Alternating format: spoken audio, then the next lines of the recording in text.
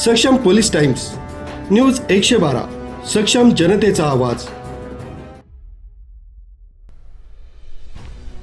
TCS कंपनीत उघडकीस आलेल्या धक्कादायक प्रकरणानं नाशिकसह राज्य हादरलाय। महिला कर्मचाऱ्यांचा विनयभंग, लैंगिक अत्याचार आणि धर्मांतराचा प्रयत्न अशा गंभीर आरोपांमध्ये अडकलेल्या assistant general manager Ashwini Chenani हिच्या पोलीस कोठडीत जिल्हा न्यायालयानं 15 एप्रिलपर्यंत वाढ केली आहे।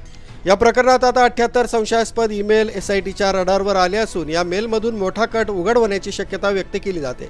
तपासात चेनानीनं मुख्य संशयित तौसिफ अत्तार याच्याशी 2 वर्षात तब्बल 38 वेळा संभाषण झाल्याचं उघड झालंय। तसंच दानिश शेख, रजा मेमन यांच्याशीही त्यानं सातत्यानं संपर्कात असल्याचं समोर आलंय।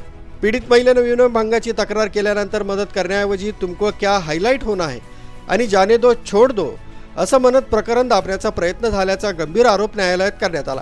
AGM सारख्या जबाबदार पदावरील अधिकाऱ्याची ही भूमिका संशय अधिक गडद करणारी ठरली आहे। चेनानी या पॉस समितीच्या सदस्य असल्याचा दावा बचाव पक्षानं केला असला तरी 2023 पासून छळ होत असल्याच्या तक्रारींकडे दुर्लक्ष का केलं हा मोठा सवाल आता उपस्थित होतोय। या प्रकरणातील दानिश शेख, आसिफ अन्सारी, शफी शेख, रजा मेमन, तौसिफ अत्तार आणि शाहरुख कुरेशी हे सर्व नाशिक रोड कारागृहात आहेत, तर निदा खान अजूनही फरार आहे।